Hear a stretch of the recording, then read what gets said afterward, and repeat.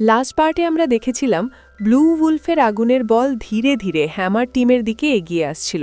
তখন ম্যাক্স ক্যাপ্টেনের অনুমতি নিয়ে সেই বিস্টের সাথে লড়াই শুরু করে এবং অল্প সময়ের মধ্যেই তাকে মেরে ফেলে, কারণ মনস্টারটা আগেই অনেকটা আহত ছিল। এরপর তারা মনস্টারের বডি পার্ট সংগ্রহ করে এরিয়া 0201 থেকে বেরিয়ে আসে, কিন্তু বাইরে এসে দেখে টাইগার টিমও সেখানে উপস্থিত।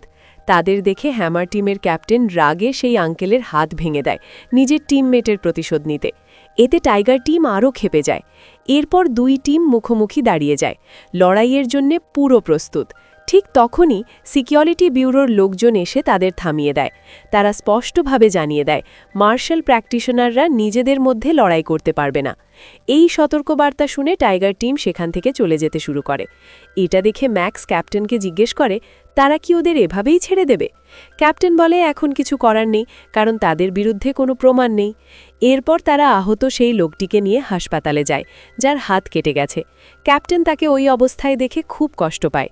তখন সেই লোক ক্যাপ্টেনকে বলে চিন্তা না করতে, কিন্তু হঠাৎ করেই সে কান্না শুরু করে এবং বলে সে এখনও মার্শাল প্র্যাকটিশনার হয়ে থাকতে চায়। ক্যাপ্টেন তাকে সান্ত্বনা দিয়ে বলে হয়তো বায়োলজিক্যাল ইনস্টিটিউটে তার জন্য রোবোটিক হাত পাওয়া যেতে পারে।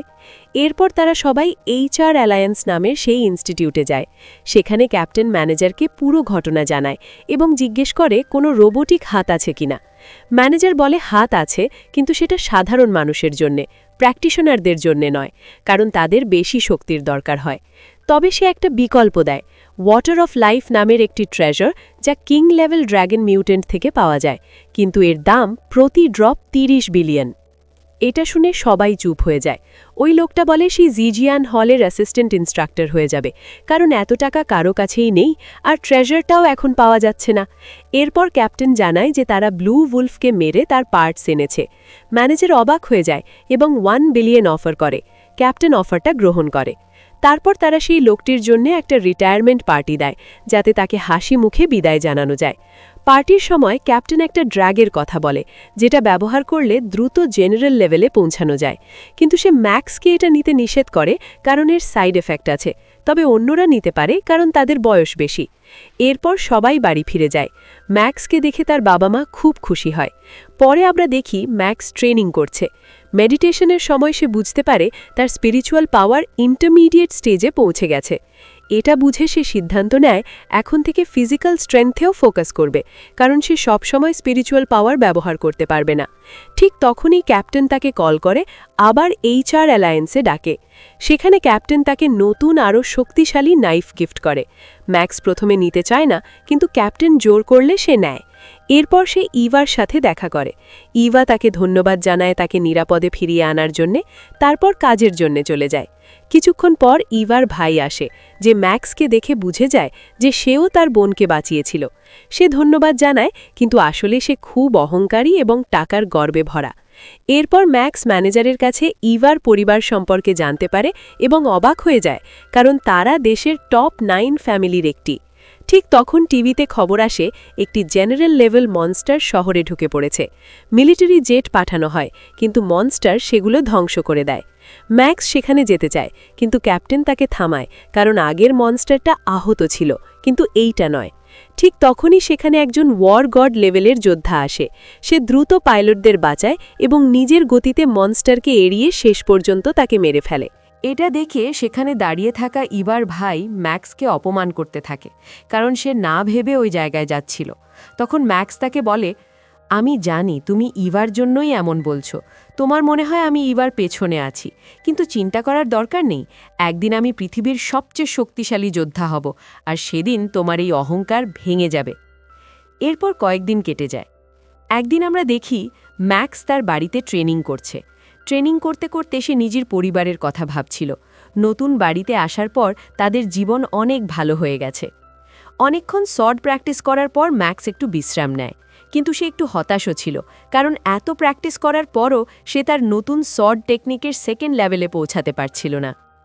তাই ম্যাক্স সিদ্ধান্ত নেয় সে এরিয়া 021-এ গিয়ে মনস্টার্সদের সঙ্গে লড়াই করে ট্রেনিং করবে।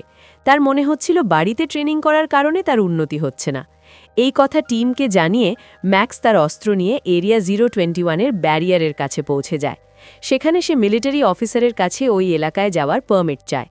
অফিসার তাকে পারমিট দিয়ে বলে মনস্টারগুলো মারার পর তাদের কান নিয়ে আসবে, তাহলে মিলিটারির পক্ষ থেকে পুরস্কার পাবে। এরপর ম্যাক্স ওই এলাকায় গিয়ে অনেক মনস্টার মেরে তাদের কান এনে অফিসারকে দেয়। এত বেশি কান দেখে অফিসার অবাক হয়ে যায়। এভাবেই চলতে থাকে। ম্যাক্স মনস্টার মেরে ট্রেনিং করত আর তাদের কান এনে জমা দিত। মাত্র 1 সপ্তাহেই সে ব্যারিয়ারে থাকা সবার কাছে খুব বিখ্যাত হয়ে যায়, কারণ সে 1000-এরও বেশি মনস্টার মেরে ফেলেছিল। একদিন দেখা যায় অসংখ্য মিউটেন্ট ইঁদুর এরিয়া 021-এর দিকে আসছে। পরের দিন ম্যাক্স আবার সেখানে যায়। সে দেখে ওই ইঁদুরগুলো এক লো লেভেল প্র্যাকটিশনারের পিছনে লেগে আছে। এটা দেখে ম্যাক্স তাকে বাঁচাতে এগিয়ে যায়। এদিকে খবর ছড়িয়ে পড়ে। নিউজে ঘোষণা করা হয় 10 বিলিয়ন মিউটেন্ট ইঁদুর শহরের দিকে এগিয়ে আসছে। মিলিটারি জেট দ্রুত পাঠানো হচ্ছে, যাতে আটকে পড়া প্র্যাকটিশনারদের উদ্ধার করা যায়। ম্যাক্স ওই প্র্যাকটিশনারকে বাঁচিয়ে পালাতে থাকে, কিন্তু কিছুক্ষণ পর ইঁদুরগুলো তাদের ঘিরে ফেলে। ম্যাক্স ভয় পেয়ে যায়। ঠিক তখনই সেখানে আগের দেখা সেই ওয়ার গড লেভেলের যোদ্ধা এসে হাজির হয়। সে তার লাইটনিং সর্ড অ্যাটাক দিয়ে চারপাশের সব ইঁদুর মেরে ফেলে। তারপর সে মিলিটারির সাথে যোগাযোগ করে।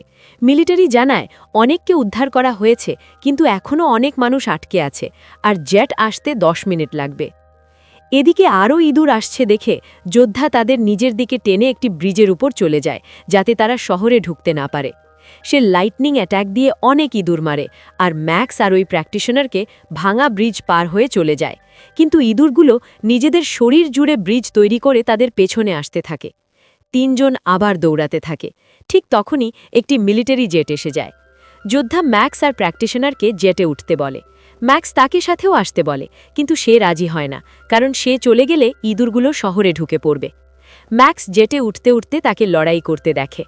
এক আঘাতে যোদ্ধা ইঁদুরের লিডারের কান কেটে দেয়। রেগে গিয়ে লিডার সব ইঁদুরকে একসাথে আক্রমণের নির্দেশ দেয়।